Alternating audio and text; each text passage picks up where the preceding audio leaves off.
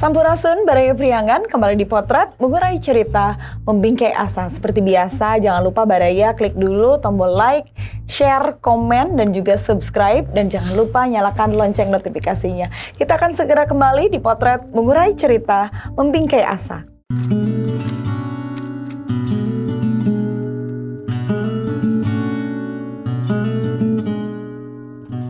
Haris Somantri, seorang anak desa yang hidup di salah satu wilayah pelosok Kabupaten Tasikmalaya bernama Singkup. Tumbuh dan dibesarkan di pedesaan membuatnya lebih mengenal alam dan budaya masyarakat sekitar. Pria kelahiran Tasikmalaya 12 Januari 1974 ini dibesarkan oleh orang tua yang luar biasa. Sang ibu, Hajah Dadah, merupakan guru sekolah dasar dan sang ayah, Haji Abdul Patah yang merupakan seorang veteran. Tak heran, ia paham betul akan nilai kemandirian dan kedisiplinan. Sewaktu duduk di bangku sekolah dasar, ia tidak malu untuk membantu sang ibu berjualan es. Bahkan, menjadi seorang kondektur angkot pun pernah ia lakukan di masa sekolah. Ia pernah sekolah di SDN Singkup, lulus tahun 1987. SMPN Bantar Kalong lulus tahun 1990 dan melanjutkan pendidikan ke STM Muhammadiyah lulus tahun 1993. Kini ia didampingi istri tercinta Nina Diana dan dikaruniai 2 orang buah hati yaitu Risti Eva Diana dan Muhammad Ipan Effendi.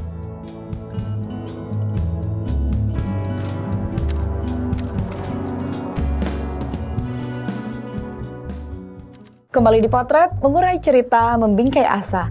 Kita akan segera sambut narasumber kita episode kali ini ada Bapak Haris Somantri SOS. Beliau merupakan anggota DPRD Kabupaten Tasikmalaya dari Partai Gerakan Indonesia Raya atau Gerindra. Kita sapa saja. Assalamualaikum Bapak. Waalaikumsalam warahmatullahi wabarakatuh. Sehat ya Pak ya? Alhamdulillah. Gimana Pak Tasik Pak? Masih hujan Pak? Ya ini semakin nyaman ya. Semakin dengan adanya hujan semakin nyaman. Semakin nyaman ya. Adem Tasiknya sekarang. Ya. Oke, Bapak. Ini menjadi politisi. Ini sebenarnya cita-cita dari kecil atau seperti apa? Terima kasih Teh Irma. Ini bisa saya hadir, diundang. Kami ucapkan terima kasih. Kaitan dengan apa yang tadi disampaikan oleh Teh Irma, bagaimana ini tentang politik barangkali kan sebetulnya sih bukan pilihan. Oke, jadi dari kecil cita-citanya apa Pak? Dulu saya tidak pernah berpikir menjadi pejabat sebetulnya lama kan. Yang ada itu bagaimana saya pada saat itu ya bisa berbuat sesuatu gitu ya untuk masyarakat banyak kan gitu. Gitu. Ini hanya secara kebetulan saja kan. Ada di sini tiba-tiba. Mungkin perjalanannya nanti akan kita bahas seperti apa prosesnya. Tapi kalau boleh tahu, biasanya anak kecil kan berhayal, bercita-cita, ada yang mau jadi polisi gitu kan. Kalau Bapak dulu mau jadi apa Pak? Oh begini nih, kebetulan juga nih dulu. Saya pada saat saya di masa kecil kan sebetulnya saya itu aktivitas itu maklum di kampung. Saya ini kan asli orang kampung. Kampungnya di daerah saya sendiri dilahirkan di Culamega. Culamega, ya, Kecamatan Culamega dan dibesarkan di Singkup, Kedusunan Singkup, Desa Wakap, Kecamatan Bantar Kalong, Kabupaten Tasikmalaya. Bantar Kalong ya. Ya namanya kehidupan di kampung ya tentu berbeda dengan di kota kan. Iya. Kebetulan saya dulu kan ada seorang ibu kan ya yang melahirkan saya. Kebetulan ibu dulu juga seorang pengajar gitu ya di SD saat itu kan ya. Kita juga luar biasa dididik keras oleh orang tua kan ya saat itu. Kehidupannya juga cukup lumayan berat karena memang Dulu kan orang tua menjadi guru kan jauh berbeda dengan orang yang usaha seperti dagang kan. Iya, guru zaman dulu memang berat luar ya Pak? Biasa, sangat berat. Jadi kalau berbicara soal bagaimana ke depan untuk masa depan itu, serasa pada saat itu masih pesimis kan gitu ya. Dalam kondisi ekonomi seperti itu kan ya. Tetapi kita punya keyakinan kan pada saat itu kan ya, bahwa apapun juga bisa terjadi lah, itu pemikiran dulu kan. Kebetulan saya sering bergaul kan tuh di masyarakat. Dulu pengen uang untuk jajan juga susah kan ya. Sehingga pada saat itu saya juga punya aktivitas. Kita ingin membiayai untuk sekolah saja. Waktu itu kan kita pernah dagang berjualan es. Jualan es ya. Itu umur berapa Pak? Saya pada saat SD itu. SD udah jualan es? SD sudah jualan es. Kan. Yang buat esnya siapa? Ibu? Kebetulan yang buat esnya ibu. Karena memang gaji guru itu sangat kecil kan. Ibu saya itu juga mengambil kulkas yang masih jarang kan di kampung kan gitu. Ya istilahnya mengeredit kan gitu ya, itu dibayarin terus dari hasilnya itu. Kebetulan saya juga waktu itu juga berjualan es kan ya, untuk keperluan saya gitu kan, hasil jadi setor ke orang tua kan. Jadi orang tua juga memberikan jajan itu tidak sia-sia karena kitanya juga bekerja. Itu pada saat SD. Dididik begitu keras, maksudnya diajarkan mandiri ya Pak? Diajarkan mandiri sejak kecil. Bapak ada berapa bersaudara? Kita saudara semuanya ada 7, 8 bersaudara. 8 bersaudara. Ayah Anda bekerja di? Ayah saya itu seorang veteran dan veteran itu, pejuang lah dulu ya gitu. Sampai ya meninggal kemarin baru berapa hari kurang lebih sekitar 1,5 bulan beliau sudah meninggal. Saya mendapat gambaran mungkin kehidupan disiplin yang begitu keras itu diajarkan oleh ayahanda mungkin ya. Ayahanda pasti sangat keras karena beliau seorang pejuang yang memiliki jiwa yang disiplin begitu. Betul. Contoh kecilnya disiplinnya itu seperti apa sih Pak? Kan waktu itu kan saya di contoh hal yang uniknya kan ya. Seperti halnya dilarang merokok karena faktor gaul kan itu. Waktu itu kita pernah luar biasa. Pernah bandel ngerokok bandel gitu? ngerokok kan gitu ya. Udah gitu ketahuan oleh ayah saya kan. Setelahnya ketahuan gitu, dia marah luar biasa. Sehingga untuk beliau gitu, saking marahnya, bencinya gitu, kesalnya kan dia tiba-tiba mengambil satu bungkus tembakau mulai dibaledogeun lah istilahnya. Itu habiskan katanya, itu mau tidak mau harus dihabiskan di hadapan orang tua. Itu sampai gitunya gitu orang tua, sakingku betul-betul lah disiplinnya luar biasa. Apalagi berbicara soal waktu kan, waktu dari mulai mengaji kan ya. Kemudian juga sekolah tentu itu ada juga madrasah diniyah, itu betul-betul disiplin waktunya gitu. Jadi kita itu harus bisa membagi kapan main gitu, kapan berjualan, kapan sekolah, kapan mengaji, kapan ke madrasah gitu. Betul-betul saat itu luar biasa lah orang tua. Sekolah dasar di mana Pak? Masih di Jolameja? Ya di SD Singkup di situ. Di SD Singkup ya. Alhamdulillah gitu sampai. Masa-masa SD dengan sambil sekolah membawa jualan es gitu. Menikmati masa-masa kecil dengan pendidikan sekolah diniyah juga gitu.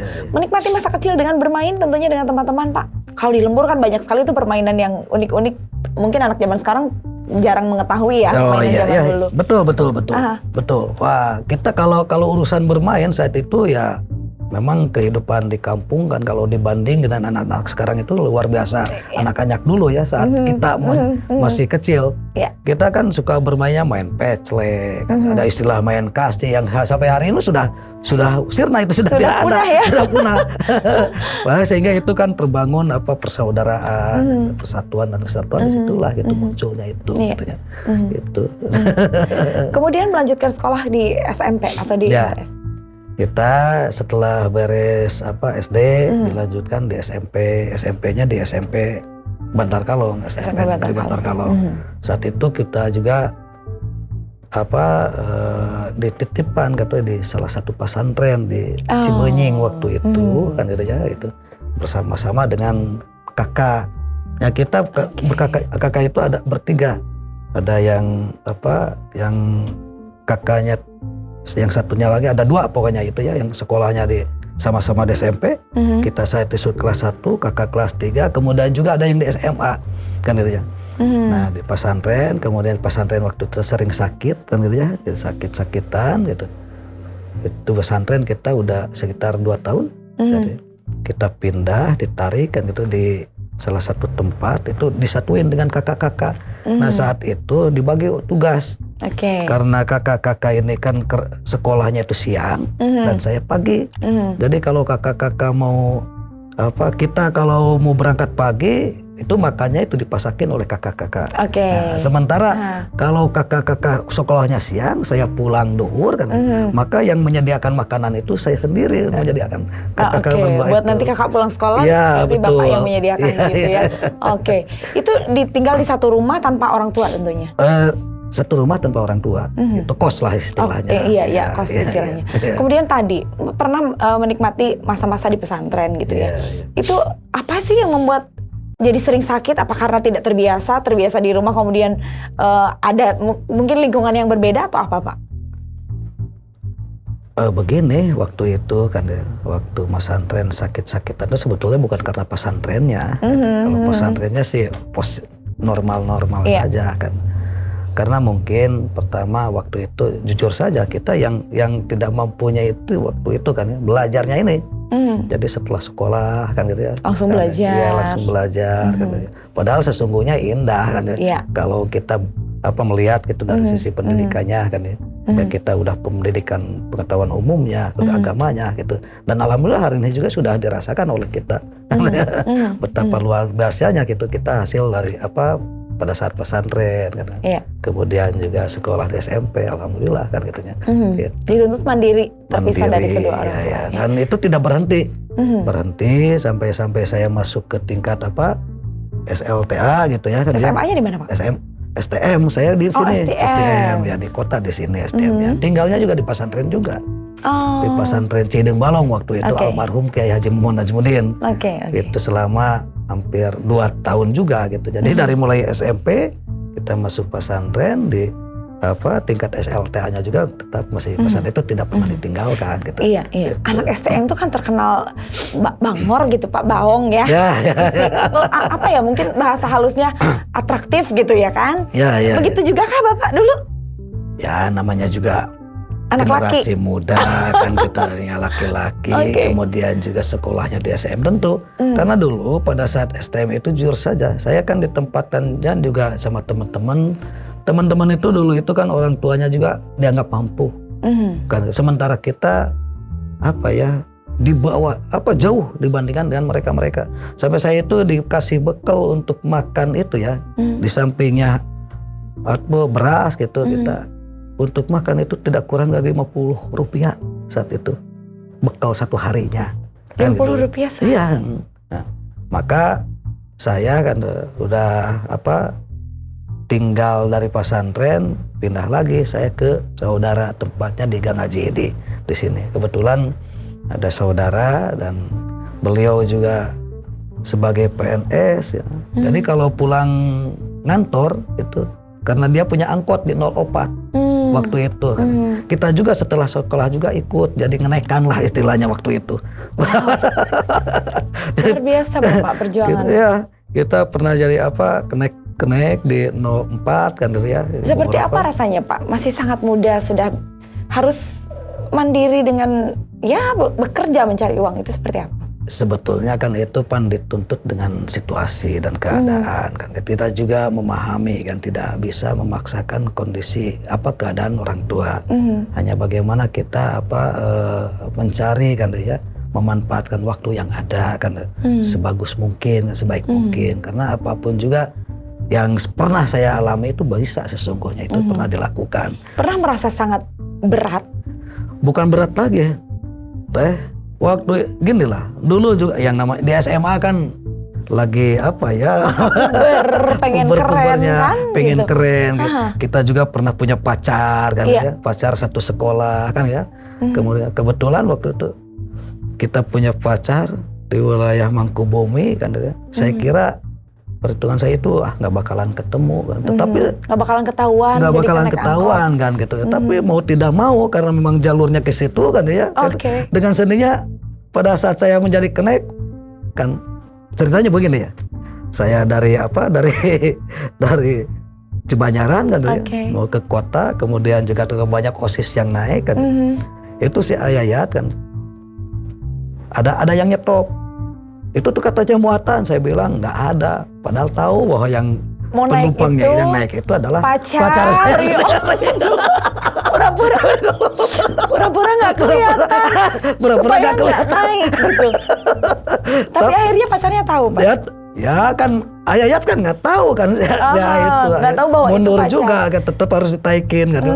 Akhirnya Bapak pasrah aja. Pasrah aja. Terus gimana, Pak? Itu pacarnya Bapak kaget dong? Ya kalau sudah begitu kan saya juga nggak bisa apa-apa. Yang ada itu ya kita curhat aja keadaan seperti ini kan gitu. Mau diterima ya syukur, nggak pun juga masalah kan gitu. Dan memang faktanya seperti ini kan. Tapi alhamdulillah itu dilanjutkan gitu. Sampai akhir sekolah itu berakhir. Jadi yang akhirnya kita yang tadinya punya bekal hanya 50 kan ya. Karena kita dapat uang makannya itu dapat 150 kan ya. Dari kenaik angkot itu dapat 200. Akhirnya dibanding dengan teman-teman yang dikasih bekal gitu malah gede kan kita. Alhamdulillah. Jadi kita bisa beli sepatu, celana waktu itu. Alhamdulillah. Hasil kerja keras sendiri. Hasil kerja keras, betul. Lulus STM, Bapak melanjutkan sekolah atau kemana? Nah setelah STM, saya kan waktu itu kan tadi sudah sampaikan bahwa orang tua itu ya orang tua nggak mampu katanya. Kita pilihannya kerja. Waktu itu kerja dan alhamdulillah kita kerja di daerah Tangerang waktu itu kan karena kita kan di STM kan gitu ya. Betul. Kita punya kejuruan sudah langsung dibekali dengan keahlian. Dasar itu kan di bidang mesin kan. Alhamdulillah kita waktu itu kerja masuk di daerah Tangerang di PT Arimbi Jaya Agung waktu itu di bagian mekaniknya, montirnya gitu. Sampai tahun 96 kan alhamdulillah gitu. Lama lumayan lah kerja di perusahaan itu. Dan memang ini juga kita dulu dari STM kok malah sekarang jadi politisi. Sepertinya tidak nyambung, tapi faktanya seperti itu kan. Iya, garis hidup tidak pernah tahu, kita tidak bisa menebak akan dibawa kemana takdir kita kan, begitu Pak. Oke, banyak sekali inspirasi yang sudah didapat, tapi tentunya kita akan lanjutkan kembali. Sesaat lagi tetap di Potret, mengurai cerita, membingkai asa.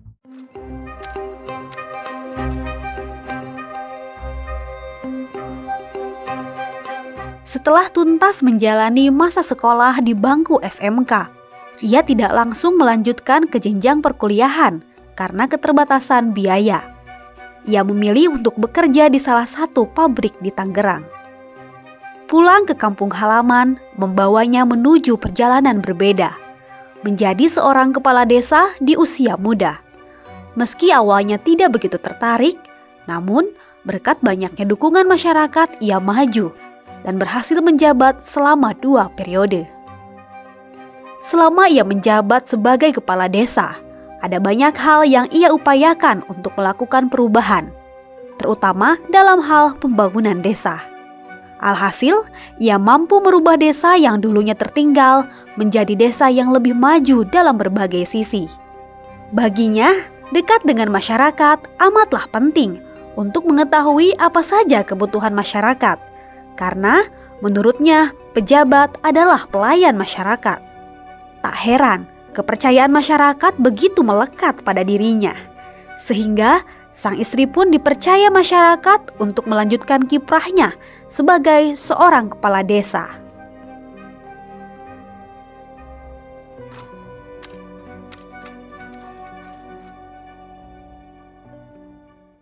Kembali di Potret, mengurai cerita membingkai asa masih dengan narasumber kita Bapak Haris Somantri SOS, anggota DPRD Kabupaten Tasikmalaya dari Partai Gerindra. Bapak menjadi pekerja di pabrik mekanik gitu kan. Kemudian Irma mendengar bahwa Bapak pernah menjadi kepala desa. Ceritanya gimana tuh dari Tangerang pabrik gitu terus Bapak balik lagi ke kampung? Iya. Begini. Waktu itu kita kan kerja di Tangerang masih normal sampai ke 96. Di 96 ini kita pernah mengalami kecelakaan laka waktu itu. Laka ya. Kecelakaan lalu lintas? Ya, lalu lintas. Dulu kan perusahaan itu kan tidak menjamin kan. Tidak ada asuransi. Tidak ada asuransi apa-apa. Akhirnya kita kan harus menanggung resikonya. Kan. Saat itu kan kita harus menyediakan uang yang kita pikir nggak mungkin kita mampu bisa kan itu ya. Bapak kecelakaan motor? Di mobil saat itu karena kita lagi ngetes mobil kan gitu ya. Oh iya. Bus kan kita jadi montir bus saat itu kan. Oh iya. Gitu. Jadi montir bus gitu. Ketika dites kita mengalami kecelakaan di perjalanan. Setelahnya dalam percobaan setelahnya diperbaiki kan gitu. Kemudian dites dulu. Akhirnya pulang lagi ke tempat pekerjaan itu mengalami kecelakaan. Nah di situ perusahaan kan ya intinya kita harus mengganti. Kita yang nanggung tuh Pak? Iya kita yang nanggung waktu itu. Nah, karena kita kan nggak siap, uangnya juga nggak punya kan. Akhirnya ya kita mengundurkan diri saat itu. Nah setelah mengundurkan diri kita pulang ke kampung ke sini gitu. Di kampung kita juga bingung karena bingungnya kenapa apa yang harus saya kerjakan kan gitu saat itu kan. Kebetulan kita ada kendaraan yang katanya punya kendaraan hasil kerja keras saat itu kan gitu. Punya kendaraan dipakai kalau istilah sekarang itu semacam rental gitu kan. Antar jemput gitu. Antar jemput Tasik, Jakarta waktu itu kan. Karena kita pernah di Jakarta makanya karena banyak yang kerja juga di kota yang pulang pergi makanya kita menjalankan itu angkutan itu kan angkutan rental lah Tasik kan dari kampung ke Jakarta. Juga sebaliknya saat itu dari Jakarta ke kampung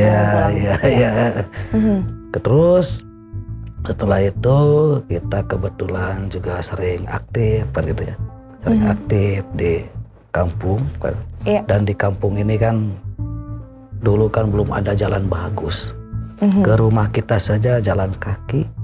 Bahkan kita juga kalau ke rumah itu dari jalan, mobil itu kita ditaruh di atas kan gitu ya. Nggak, karena memang jalannya jauh makanya kita pakai kalau malam ya pakai obor kan gitu ya. Ke rumah itu kan gitu ya. Pakai obor sama sekali di kampung Singkup ini belum ada apa-apa waktu itu kan. Belum ada listrik, Pak? Belum ada listrik. Maka saya adalah terinspirasi dengan keberadaan seperti itu kayak bahwa kita juga ingin merasakan merdeka seperti daerah yang lain kan gitu ya. Kemerdekaan dalam arti sesungguhnya kan gitu. Makanya baru di situ kita ada pemikiran tetapi pemikiran itu sesungguhnya tidak serius saat itu. Hanya kalau kata orang Sunda mah hanya dongeng saja gitu akhirnya lagi humor kan gitu. Jadi ada istilah malah kalau saya nyalon kepala desa lamun menang tah rek anu kan gitu kan. Nah berangkatnya dari situ itu juga menjadi obrolan di sebuah pos ronda itu pun juga nggak taunya di akhir masa jabatan kepala desa yang lama gitu ya. Karena memang saya pernah bicara kemudian juga teman-teman yang tadinya dari iseng katanya. Terutama teman-teman Karang Taruna karena kebetulan saya juga sebagai ketua Karang Taruna gitu. Dia itu datang dan menanyain serius apakah ada tujuan untuk pencalonan atau enggak. Saya bilang ada beberapa orang yang datang gitu kan ke rumah. Siap enggak? Saya bilang bukan persoalan siap dan siap kan gitu. Kalau kita dihantarkan, didukung kan ya tentu insya Allah saya siap. Tapi kalau enggak itu kan juga hanya cuman humor saja saya bilang kan gitu. Akhirnya diusung lah. Diusung. Menjadi calon kepala desa. Ada berapa orang yang mencalonkan saat itu? Saat itu yang mencalonkan kepala desa itu ada 3. Pemilihannya langsung? Langsung. Ada mantan kepala desa. Mantan kepala desa yang menjabat mencalonkan lagi? Oh, kan, luar biasa. Kemudian juga ada dari mantan sekdes kan, tokoh juga sama. Sementara kita kan usianya masih kecil saat itu Usia berapa saat itu? Saya masih 25 tahun maju ke 26 tahun waktu itu. Sudah menikah belum Pak? Ya. Sudah menikah belum? waktu itu saya udah. Oh, sudah menikah. Udah menikah, tapi namanya juga kan baru menikah kan. Oke. Nah, udah gitu kan gitu ya. Ya kita menyatakan siap. Kan dari ketiga calon kepala desa itu alhamdulillah ternyata kita gitu banyak dukungan dari masyarakat. Terpilihlah saat itu. Terpilih ya. Luar biasa. Menjadi kepala desa paling desa. muda waktu itu paling di muda di Kabupaten Tasikmalaya ya. Luar biasa sekali. Karena kan waktu itu kan masih belum dimekarkan kan. Kabupatennya juga masih di kota gitu, waktu itu kan aja. Gitu barangkali soal kepala desa. Menjabat sampai 2 periode menjadi kepala desa. Berarti Bapak melakukan sesuatu yang positif yang bisa mengangkat desa Bapak, desa apa nama Pak? Desa wakaf. Desa wakaf ya. Sampai 2 periode terpilih kembali berarti kan ada sesuatu. Apa saja Pak yang sudah dilakukan? Perubahan apa gitu yang di desa wakaf dilakukan? Ya, betul. Saat itu kan justru sesuai dengan cita-cita sebelumnya kan gitu, bahwa kita ingin merubah kan keadaan kan, yang tadinya tidak ada bagaimana supaya jadi ada kan, yang tadinya kurang baik bagaimana supaya lebih baik kan, termasuk yang paling saya utamakan itu kita berkonsentrasi karena memang infrastruktur ini penting kan gitu, bukan hanya berbicara soal pendidikan, bagaimana kita berbicara pendidikan gitu kalau memang infrastrukturnya juga tidak diperbaiki. Makanya langkah pertama saat menjadi kepala desa juga kan gitu. Saya pertama itu kita karena memang dari hasil pemilihan itu ada beberapa orang yang kita tuh suara itu hampir sekitar 45% dari ketiga calon. Ketiga calon. Jadi artinya kan kalau 45% berarti lebih setengahnya yang tidak memilih saya. Dan makanya langkah yang pertama itu kita melakukan komunikasi kan, baik yang mendukung maupun juga mendukung, dan kita melakukan pendekatan, dirangkul bersama-sama karena memang kalau tidak membangun ini kan kalau tidak bersama-sama tidak mungkin bisa tercapai kan. Betul. Ya, itu langkah pertama itu. Alhamdulillah kita terus-terusan turun ke daerah gitu ya, berkomunikasi dengan masyarakat, berdiskusi, minta masukan dari mana-mana gitu. Langkah-langkah apa saja kan, kita kan sudah punya program ditawarkan gitu.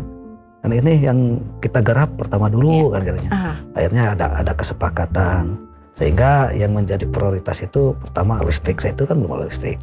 Alhamdulillah listrik juga bisa jadi terang. Setelah listrik itu jalan itu kan jujur saja ke rumah saya aja belum bisa masuk mobil sama sekali, jalan kaki dari atas itu gitu. Karena kita melewati di pinggirnya itu banyak pohon istilah di kampung mah kawung kan, yang dibikin gula kan itu ya. Juga banyak yang lain-lainnya. Alhamdulillah sampai bisa kita membuka jalan-jalan baru. Kan itu targetnya waktu itu, yaitu ada kesepakatan, ada dukungan dari masyarakat. Alhamdulillah sampai tercapai kan. Ya listriknya sudah nyala kan, kemudian jalan-jalan juga walaupun memang belum dibangun kan bagus, tetapi paling tidak jalan-jalan itu sudah mulai dibuka kan. Kemudian juga kita kan punya program pembangunan kan 5 tahun kan ya. 1 tahun jalan kan. Ya belum beres 2 tahunnya diselesaikan kan. Terus ada berkesinambungan kan. Alhamdulillah. Ya sampai sekarang tuh mangga we ka desa wakaf alhamdulillah lah. Sudah bisa pakai mobil kalau sekarang ke sana ya. Mobil. Sudah di hot mic malahan main. Alhamdulillah luar biasa sekali. Kemudian dari kepala desa, kemudian Bapak bisa ada di anggota DPRD. Itu prosesnya seperti apa, Pak? Waduh, iya. Itu luar biasa. Lumayan juga lah karirnya. Kalau itu dipikirkan itu perjalanan itu memang sebetulnya capek. Tetapi itu tidak perlu dipikirkan sesungguhnya. Kenapa? Karena itu kan kita berjalan dengan seiringnya waktu kan gitu. Apakah saya waktu jadi kepala desa ada cita-cita menjadi anggota dewan? Sesungguhnya tidak juga. Tidak juga. Ya yang jelas pada saat saya menjadi kepala desa, bagaimana saya bisa berbagi kan waktu, kemudian juga berkontribusi kepada masyarakat gitu. Ya kita melakukan kewajiban kita saja sebagai kepala desa, sebagai pengayom masyarakat, sebagai pelayan masyarakat. Kan Adapun sekarang misalkan saya menjadi anggota dewan itu, saya kira itu sebuah bonus saja gitu dari apa yang sudah kita lakukan di masyarakat. Prosesnya ada yang nawarin apa gimana Pak? Ya kalau sudah menjadi kepala desa, kemudian juga kita punya apa ya? Prestasi gaya tuh yang disebutkan punya prestasi. Paling nggak ada catatan lah gitu, perjalanan kontribusinya positif di masyarakat. Ya banyak partai politik yang melamar saat itu. Gitu ya. Terus kenapa ke Gerindra Pak? Dari awal memang di Gerindra? Oh, sebetulnya nggak di Gerindra.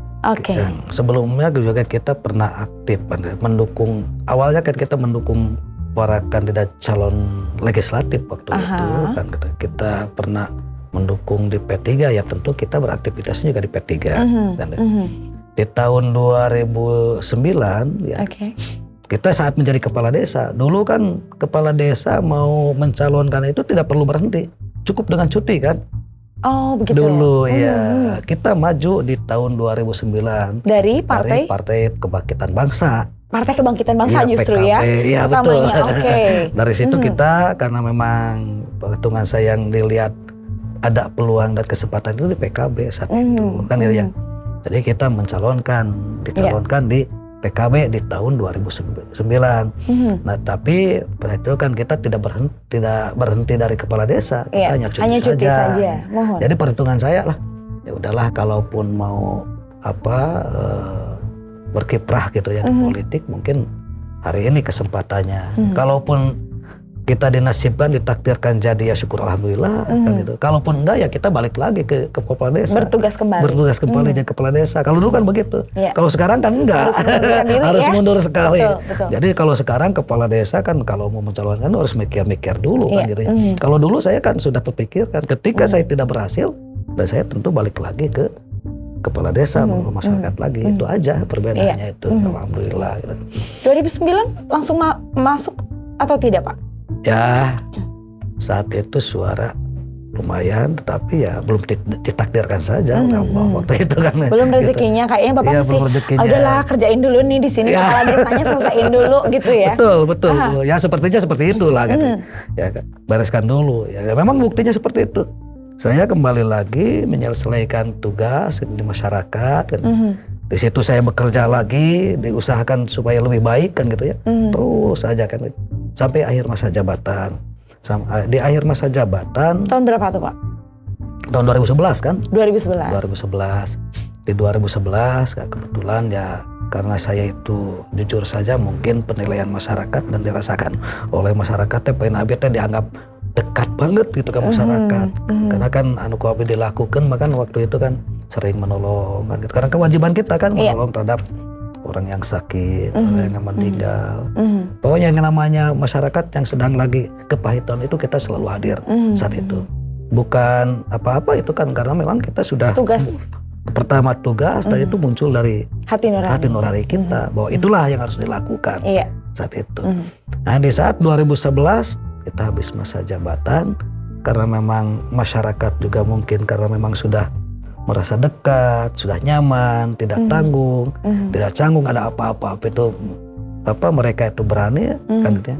Dan sehingga masyarakat juga kebingungan nih gimana kan gitu ya, supaya saya itu masih tetap eksis gitu jadi di desa kan. Nah, kebetulan ada istri saya kan, dia juga kan sebagai ketua PKK dan selama ini kita bersama-sama kan gitu ya. Bareng-bareng di masyarakat sehingga masyarakat memohon lagi kepada saya, ya sudahlah kalau memang udah nggak ada, udah ibunya aja calonkan. Jadi ibu melanjutkan jadi kepala desa atas permintaan masyarakat. Iya atas permintaan masyarakat. Kalau saya kan waktu itu belum mengizinkan gitu, karena memang pemikiran saya masa saya sudah menjadi kepala desa. Kemudian ibu naik lagi. Mungkin paradigma orang itu pandangan orang kan ada juga yang seperti itu, walaupun di desa sendiri juga ada. Makanya saya tidak pernah berpikir bahwa ini harus ada namanya itu dilanjutkan oleh istri, nggak pernah berpikir. Itu mah hanya spontanitas saja. Masyarakat meminta untuk dilanjutkan oleh istri. Saya bilang ya kalau diminta kan gitu ya, saya belum bisa memberi kan gitu, belum bisa mengizinkan karena kan yang harus ditanya itu bukan saya dulu, tetapi istrinya dulu, ibunya dulu tanya gitu. Mau enggak kan gitu. Kalau mau kan berarti saya juga belum tentu saya menyampaikan oke kan gitu, harus dipikirkan dulu oleh saya. Alasannya kenapa harus dipikirkan dulu, Pak? Kenapa? Apakah takut dengan pandangan orang itu atau memang Bapak takut apa yang ditakutkan, yang dicemaskan? Ya betul, memang pemikiran-pemikiran selalu ada sebetulnya kan. Kita juga ada kekhawatiran dan mungkin ada kan gitu. Ini gimana sih disebutkan hawak dan sebagainya kan itu ya kita juga ingin terhindar dari hal-hal itu karena bukan apa-apa. Kita juga berbuat untuk rakyat itu bukan atas dasar keterpaksaan kan gitu. Ini kan atas dasar nurani kita sendiri kan. Termasuk mungkin kita juga ke istri seperti itu kan. Makanya saat ada permintaan kemudian juga istri saya juga bicara mah cenah ieu teh ini kalah Kak Abdi orang nyalon. Sebetulnya sebelum ke ibunya juga ke saya udah ada pembicaraan. Udah ada yang nyampein mohon, tetapi saya rahasiakan waktu itu. Nggak pernah dibuka gitu. Oh, jadi kalau ada yang memohon meminta ke saya sama juga ke ibu juga memohon. Artinya kan saya baru bisa menyimpulkan bahwa itu adalah masyarakat itu serius kan gitu jadi untuk mengusung itu. Walaupun memang yang tadi ada kekhawatirannya kan bisa disangka hawa atau iya betul. Banyak lagi hal-hal yang lainnya. Padahal kan hak setiap warga negara ya untuk mencalonkan diri untuk menjadi pemimpin dan dipimpin gitu. Itu hak ibu juga kan untuk mencalonkan diri. Kebetulan begini. Dari nanti ada yang memilih ataupun tidak. Iya. Ya kebetulan kan kita kan saya bilang kan gini ke istri saya, jangan berpikir hal-hal yang lain, lakukan saja apa yang harus kita lakukan demi untuk kebaikan di masyarakat. Kita tidak boleh ada keinginan kan. Kalaupun memang ada sesuatu kan dari masyarakat kan, karena memang itu ada dampak dari perlakuan kita ke masyarakat, yaitu membonus lah hadiahnya. Iya betul. Hadiahnya kan, bonus untuk kita, hadiahnya untuk kita, karena kita berbuat baik ya tentu kalaupun ada kebaikan ya saya kira wajar-wajar saja kan. Tetapi yang paling beratnya ini kan kita menjaga yang selama ini kan kita hubungan dengan masyarakat juga cukup baik. Kita dengan istri kayak walaupun satu rumah kan tentu akan sedikit berbeda kan gitu. Nah itu yang menjadi pemikiran saya tantangan itu. Makanya saya belum bisa memutuskan waktu itu diminta itu. Bapak khawatir cara memimpin Bapak yang sudah dikenal oleh masyarakat tiba-tiba nanti ibu memimpin dengan cara yang berbeda. Nah itu walaupun satu rumah kan. Iya. Makanya waktu itu saya minta ketegasan saja dari istri. Ya kan konsekuensinya kalau jadi pimpinan itu begini. Resikonya begini. Dan kita harus melakukan seperti ini. Mampu nggak kira-kira, bisa nggak? Karena bukan apa kalau kita ada permohonan dari masyarakat ini kan kita membuka pintu itu 24 jam. Tidak hanya siang termasuk malam. Kita kan kadang-kadang malam ada yang sakit, ada yang meninggal kan. Kita kan harus siap 24 jam. Kalau saya kan laki-laki, ibu ini siap enggak ya? Ya kalau siap, ya mangga kan. Yang dikhawatirkan itu kan seperti itu. Ya kalau persoalan untuk membangun relatif lah, membangun bagaimana meningkatkan pembangunan dan sebagainya, saya kira percayalah urusan itu. Tapi urusan-urusan yang kesiapan melayani masyarakat itu, karena ukuran masyarakat ini kan, apalagi sekarang juga kan tidak mengukur terhadap pembangunan. Saya kira pembangunan di desa-desa ini sampai hari ini luar biasa. Tetapi banyak juga kepala desa yang pembangunannya signifikan, kan, tetapi di masyarakat kurang welcome.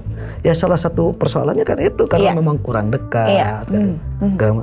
Nah, kita kan kalau orang persepsi bahwa dudungannya itu adalah kepala desa, padahal sesungguhnya bukan. Dudungan kita itu adalah rakyat kan gitu ya. Rakyat ya tentu kita harus patuh kepada rakyat yang memilih kita gitu. Karena kan dia juga memberikan kepercayaan itu kan itu ya gitu. Kemudian akhirnya Bapak mengiyakan. Mengiyakan akhir-akhirnya. Dan akhirnya Ibu menjabat. Alhamdulillah sampai sekarang. Sampai sekarang. Biasa. Dari Bapak begitu support dengan Ibu. Kemudian untuk karir politik sendiri, setelah Bapak tidak menjabat, Ibu yang menjawab, Bapak ngapain aja di rumah? Kita kan waktu itu kan masa jabatan 2011 berakhir ya kan. Ada pemilu di tahun 2014 kalau salah ya. Waktu itu. Saya semasa saya habis jadi kepala desa, kan keseharian saya waktu jadi kepala desa juga aktivitas kita itu kan suka nyupiran elap itu, menjadi supir elap. Kita kebetulan waktu itu kan punya angkutan yang dari Tasik Garut gitu kan, kemudian juga dari Pamijahan ke Tasik. Kita kalau waktu jadi kepala desa kita aktivitasnya kalau nggak ada pekerjaan apa itu menyupir gitu. Dan gitu waktu itu kan gitu. Nah, di saat kemarin juga habis jabatan kepala desa ya kita ngurusin angkutan kan gitu ya. Adalah sedikit-sedikitnya alhamdulillah. Kita punya angkutan umum kan gitu ya. Elap yang angkutan dari Tasik ke Garut, Tasik ke Bandung juga pernah punya kita kan. Kemudian juga dari Pemijahan ke sini, tetapi kita ternyata ini juragan elep ya. Jadi nanti kalau ke Bandung Irma bisa, ya aku temennya Bapak. Bisa gratisan. Kalau sekarang repot deh, sekarang Adung. Jadi saya waktu itu kan kita beraktivitas, kita ngurusin usaha kecil-kecilan. Transportasi itu ya? Transportasi, kan. Alhamdulillah, kan. Ya sama teman-teman sering komunikasi bersama-sama, kita ada umuruh manaon waktu itu teh. Alhamdulillah kita juga tidak meninggalkan mengontrol istri karena khawatir kan tidak sesuai harapan kan, harapan masyarakat. Dan kita juga ini gimana ini jadi stagnan gitu dari suaminya ke istri kan, itu juga selalu dikontrol gitu, sampai terjadi kan gitu. Alhamdulillah. Nah di tahun 2014 ada lagi event politik kan gitu itu kan event politik. Ya tahun 2014 ini sebetulnya saya bukan trauma ya, udah males berkiprah di politik gitu, karena kita sudah mengalami di tahun 2009 ya. Kebetulan banyak yang meminta, bahkan dari PKB sendiri juga sama meminta kembali terus masuk partai-partai lain. Saya nyatakan saya itu tidak akan nyalon lagi lah, udah cukup, saya itu udah enak beginilah, udah santai kan saya bilang gitu. Jadi pengusaha ya? Bukan begitu jadi. Usaha kecil-kecilan. Tapi setelah itu beberapa bulan sudah waktunya mau pendaftaran pilek juga saya juga nggak tahu, tiba-tiba ada yang ngajak di Gerindra kan ya. Itu mencalonkan di Gerindra. Ya tiba-tiba saya jadi mau kan gitu. Padahal sebetulnya saya udah tiba-tiba hati Bapak tergerak untuk kayaknya ini deh gitu ya. Ya mungkin seperti itulah. Ya, feeling kayaknya di sini deh gue jadinya gitu. Ya, yang jelas itu saat saya pasca pencalonan di PKB itu saya tidak pernah terpikirkan. Karena setelah habis kepala desa juga saya tidak terpikirkan. Tapi di saat 2014 gitu itu secara mendadak gitu ada yang melamar, kemudian juga saya ada gitu terpancing gitu kan. Terpancing langsung klik itu. Gitu ya Pak? Langsung klik. Saya bilang ya nantilah kalau urusan nanti dilihat dulu lah kalau memang ini menguntungkan, artinya itu peluangnya ada ya. Saya bilang kenapa tidak kan gitu waktu itu kan ya. Karena memang saya di Golkar, tadinya saya kalau nggak di Gerindra ya tentu di Golkar kan. Karena memang di Golkar juga ada teman saya yang sudah mencalonkan, maka saya masih ya udahlah pilih Gerindra saja. Kebetulan Gerindra itu kan belum ada kursi. Belum masih ada partai kursi, baru masih ya partai itu. Baru kan gitunya. Kita dipikir ini lihat dulu ini ada nggak peluang. Tapi karena feeling waktu itu saya kira dianggap tepat gitu, merasanya begitu. Udahlah di sini aja. Masa kita gitu berjuang begini kan, suara begini nggak sampai jadi kan. Kita kan menghitung suaranya juga tidak banyak. Sedikit aja di desa kita juga yang misalkan dapat 300, kita anjurkan suaranya itu masukkan aja 110. Di desa itu kalaupun memang kita mendapatkan suara 50, kita masukkan 10. Gitu, hitung-hitungnya gitu. Yang real saja gitu. Ini tercapai enggak kan waktu itu. Ya ternyata ya alhamdulillah. Gitu. Ternyata kita dinasibkan di Partai Gerindra hari ini. Jodohnya di Gerindra. Jodohnya. Kita akan lanjutkan kembali sesaat lagi tetap di Potret Mengurai Cerita Membingkai Asa.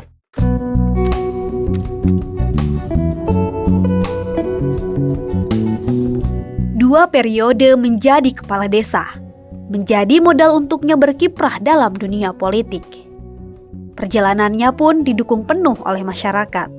Hingga akhirnya pada tahun 2014, ia terpilih menjadi wakil rakyat di DPRD Kabupaten Tasikmalaya dari daerah pemilihan 6. Baginya, duduk di legislatif adalah salah satu cara menjalankan misi sosial kemasyarakatan dan mengabdikan diri pada jalan kebaikan. Menurutnya, Kabupaten Tasikmalaya adalah wilayah dengan potensi pariwisata yang luar biasa.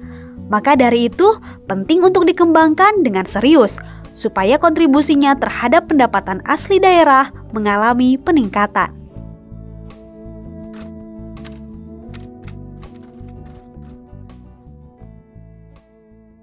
Kembali di Potret mengurai cerita membingkai asa. Ini semakin menarik sekali pembicaraan kita dengan Pak Haris Somantri. Bapak, kemudian Bapak berkiprahlah akhirnya di DPRD Kabupaten Tasikmalaya. Pandangan Bapak sendiri tentang Kabupaten Tasikmalaya sekarang ini seperti apa?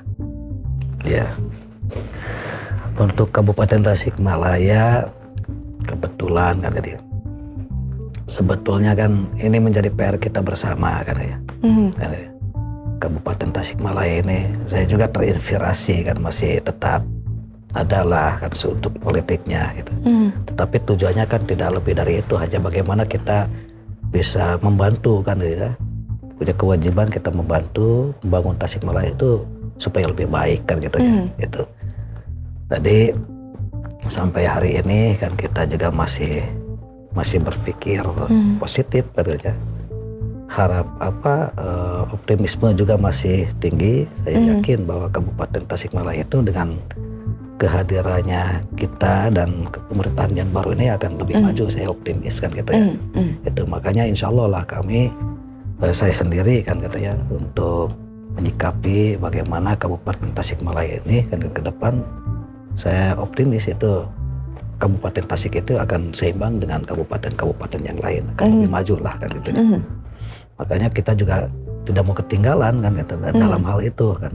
Apalagi nanti ke depan kan gitu ya, bahwa Kabupaten Tasikmalaya ini kan sekarang lagi ada persiapan DOB kan gitu ya. Pemekaran. Iya. Ya, tentu kan itu juga menjadi sebuah peluang untuk kita untuk berkontribusi kepada masyarakat.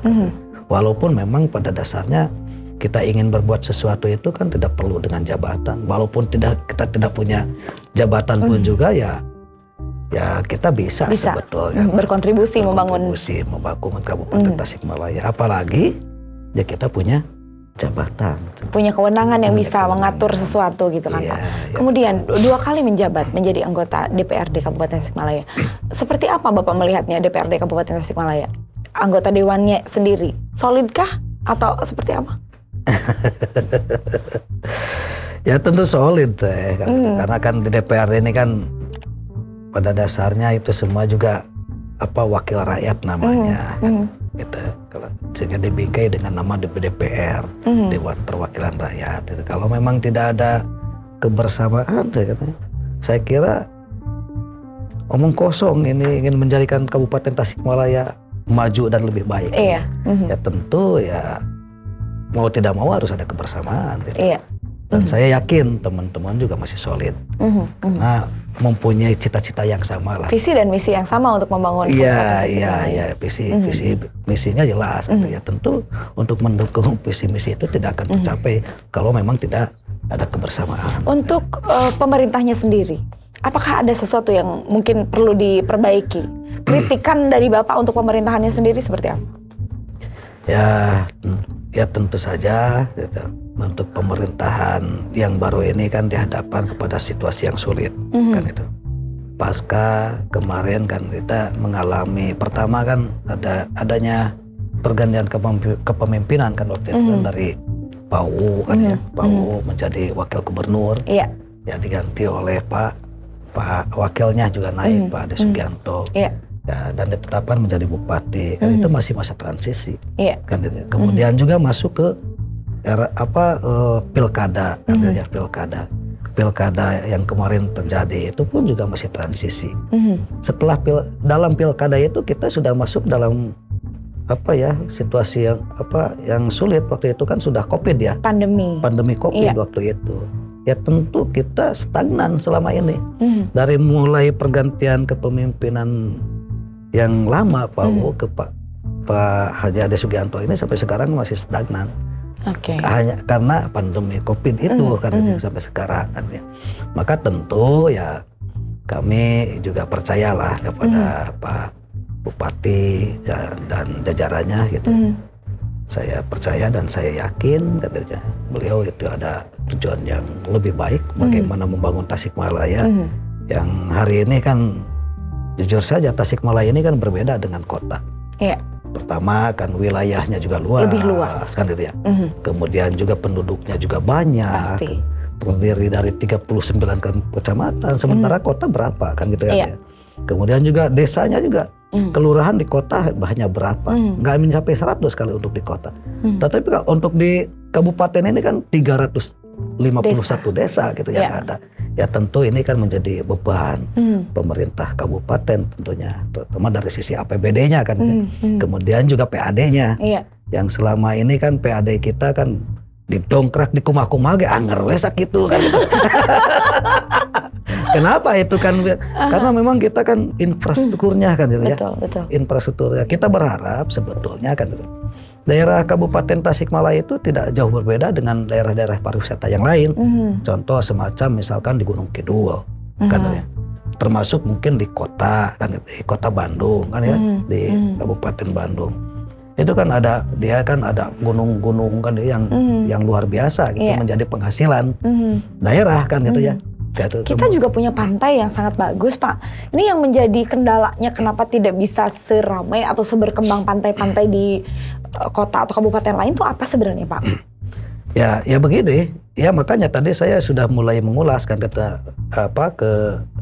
pariwisata karena memang satu-satunya yang menjadi harapan kita khususnya di Kabupaten Tasikmalaya itu tidak ada lain hanyalah dari pariwisata.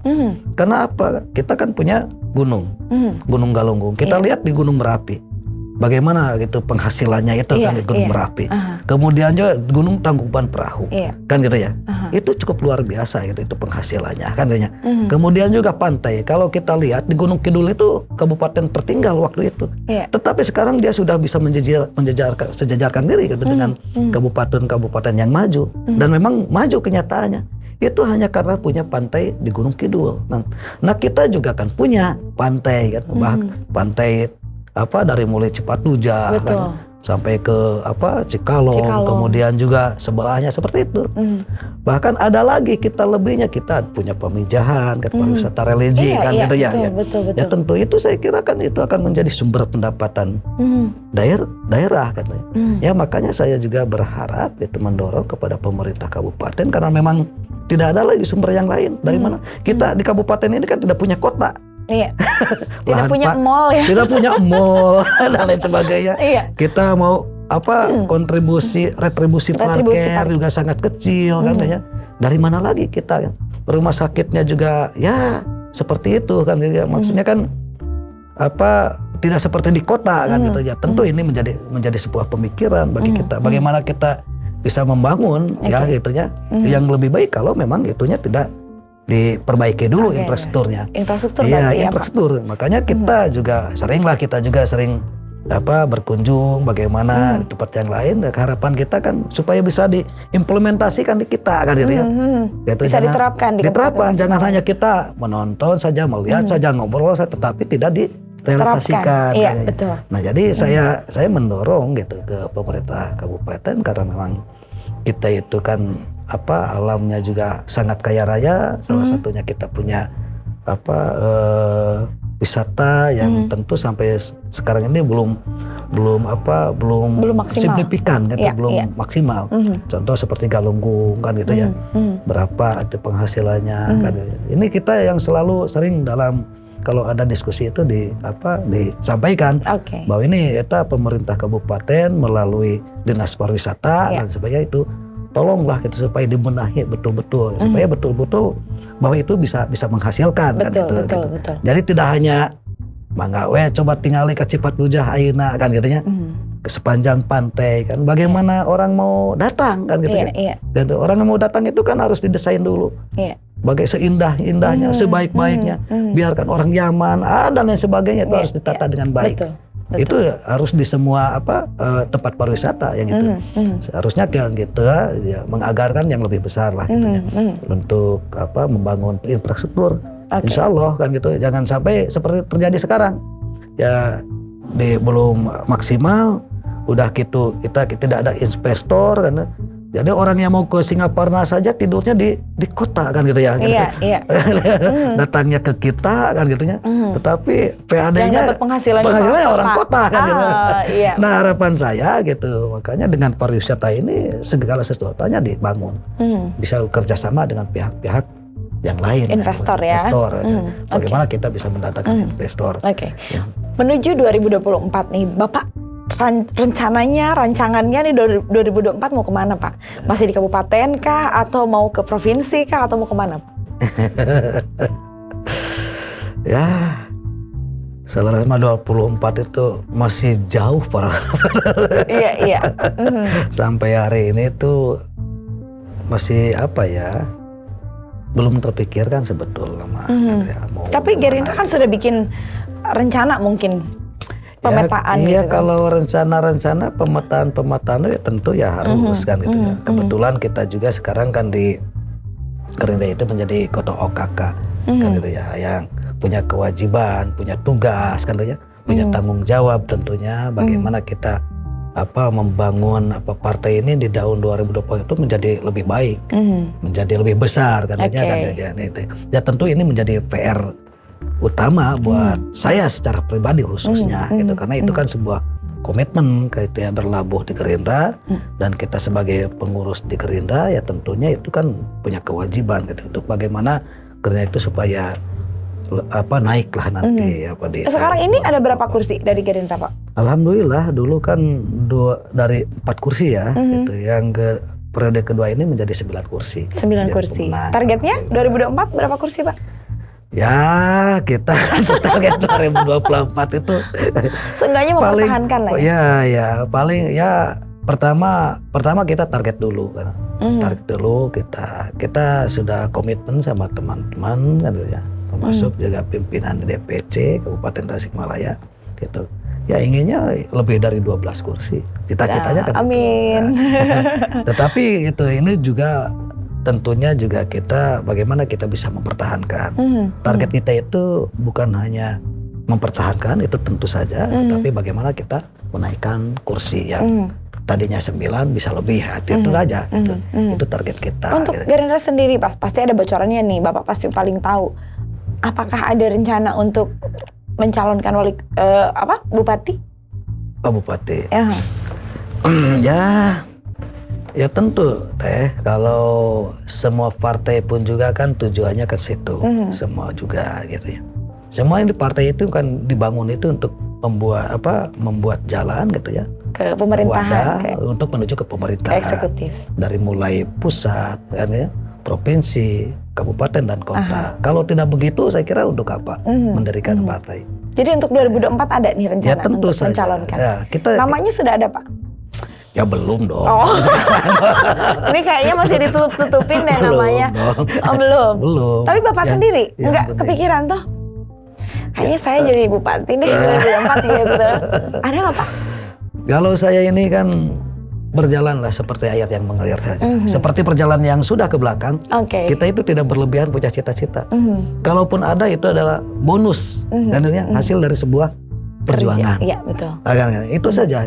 Kalaupun memang nanti saya juga ditakdirkan harus mencalonkan dan menang, saya kira tidak ada yang tidak mungkin. Betul. Dan tidak mustahil kan. Kalau memang tanya saya siap, ya kalau sudah gitu kenapa tidak siap kan gitu ya. Yang jelas ya kita di Partai Gerindra ini segala sesuatunya kita sekarang sudah. Ya tentu itu sudah dipersiapkan. Cuman kalau untuk nama-nama ini kan bukan kewenangan kita kan. Kita ini kan hanya berikhtiar dengan teman-teman kan. Karena ada yang lebih dari saya juga kan gitu ya. Seperti ada ketua DPRD lah sekarang, ada ketua DPC dan tidak menutup kemungkinan siapa saja gitu ya. Ada peluang dan bisa kan gitu, yang mendapatkan izin dari DPP gitu. Gitu. Insya Allah lah untuk persiapan ya dipersiapkan untuk 2024 itu wajib gitu. Iya. Menyenangkan sekali Bapak berbincang untuk Siang hari ini kita berbincang banyak sekali tentunya inspirasi yang bisa digali, yang bisa didapatkan oleh Baraya Priangan semuanya. Tapi sayang sekali kita terbatas oleh waktu Bapak. Untuk Terima itu kasih. sekarang silakan Bapak bisa memberikan closing statement untuk Baraya Priangan semuanya, silakan. Assalamualaikum warahmatullahi wabarakatuh. Waalaikumsalam. Kami menyampaikan ucapan terima kasih khususnya kepada warga Baraya Priangan. Mudah-mudahan kami hadir di tempat ini bisa memberikan hal-hal yang positif, bisa mengambil apa yang baiknya, juga bisa memberikan segala-galanya untuk masyarakat khususnya di Kabupaten Tasikmalaya. Itu saja mungkin dari saya. Terima kasih atas perhatiannya dari semuanya. Semoga kita selalu ada dalam kesehatan, panjang umur, dan kita digampangkan rezekinya. Barangkali itu sajalah dari saya. Sekian dan terima kasih. Wabillahi taufiq wal hidayah. Wassalamualaikum warahmatullahi taala wabarakatuh. Waalaikumsalam warahmatullahi wabarakatuh. Terima kasih Bapak sekali lagi, dan juga Baraya Priangan terima kasih sudah menonton. Jangan lupa like, share, komen, dan juga subscribe, dan jangan lupa nyalakan lonceng notifikasinya supaya Baraya semuanya tidak ketinggalan dengan narasumber yang akan kita hadirkan selanjutnya. Saya Irma Romalia pamit, potret mengurai cerita, membingkai asa.